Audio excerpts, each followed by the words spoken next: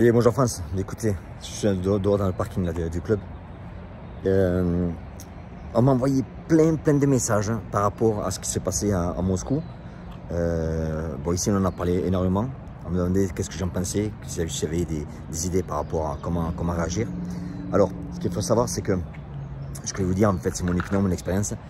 Il y en a qui vont être d'accord, il y en a qui vont être d'accord, c'est pas un problème. Je vois mon expérience, vous la prenez pas, c'est pas un problème.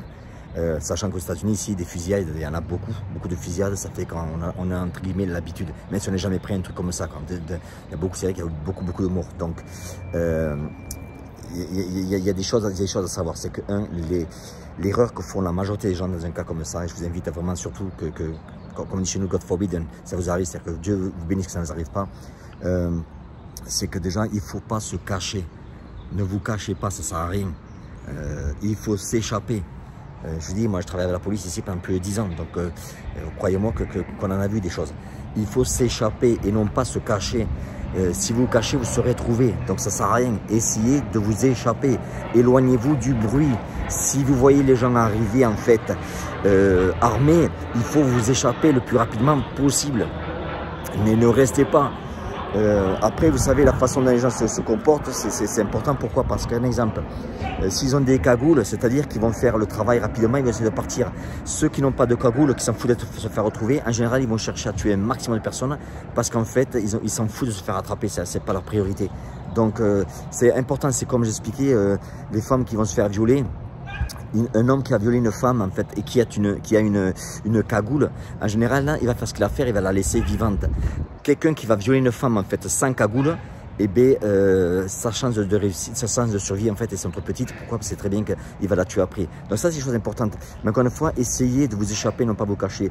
Quand j'ai vu qu'il y en avait qui se mettaient sous les strapontins, sous les chaises, etc., se mettaient en boule, ça sert à rien. Vous allez devenir encore plus victime parce que ces mecs-là sont énervés, ils veulent faire un maximum de dommages et quand ils voient quelqu'un, ils tirent. C'est comme les gens qui vont dire, ben, faire le mort c'est bien. Non, c'est pas faire le mort c'est bien parce qu'ils sont tellement énervés que même vous êtes allongé par terre, ils vous tirent dessus pour être sûr que, parce que dans leur tête, ils veulent tuer un maximum de personnes. Si vous êtes au sol, ils ne savent pas si vous ont touché ou pas.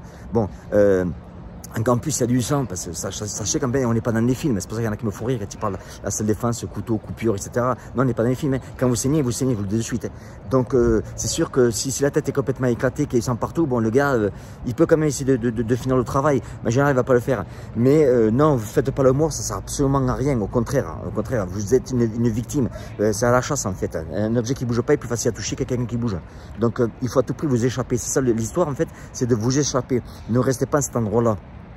Une autre chose importante aussi, c'est que quand vous rentrez dans un endroit, moi je le fais automatiquement ici aux États-Unis, automatiquement, parce que quand on est avec les collègues, en fait, quand on est dans un restaurant, etc., on ne tourne jamais le dos par la porte.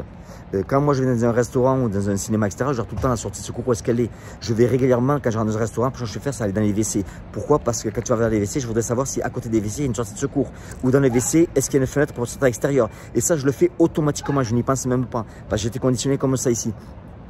Donc c'est des petites choses importantes, d'essayer de voir la sortie de secours, est-ce que de tourner pas le dos à une entrée, que vous voyez un petit peu ce qui arrive, mettez-vous près d'une sortie de secours. Des choses comme ça, il faut les pratiquer. Pourquoi? Parce qu'on dit que ça arrive tout le temps aux autres, jusqu'au moment où ça vous arrive à vous. Sachez qu'en fait, ce qui se passe maintenant, eh écoutez, ça va arriver de plus en plus. Donc il y a ceux qui vont se préparer et ceux qui vont devenir des victimes. Moi, je vous invite vraiment à vous préparer. C'est pour ça qu'en fait, toutes les semaines, je vous dis, c'est pas de la publicité, mais toutes les semaines, en fait, je fais des vidéos où j'analyse des agressions, etc. Et j'ai des gens à comprendre un petit peu comment ça se passe. Et si vous voulez faire partie, eh bien, ici, vous avez le lien en dessous, là, vous me rejoignez, c'est gratuit, vous n'avez rien à payer. Et puis voilà quoi. Mais encore une fois, donc pour ça, par rapport à ce qui se passe, moi je vous invite vraiment à essayer de vous échapper, non pas de vous cacher. Vous cachez, ben, automatiquement vous allez vous faire trouver, vous faites trouver, après le résultat n'est plus bon. Voilà un petit peu ce que j'ai à dire par rapport à mon expérience concernant ce genre de situation. En tout cas, ça part en couille dans le monde, donc il faut se préparer, tout simplement. La bise.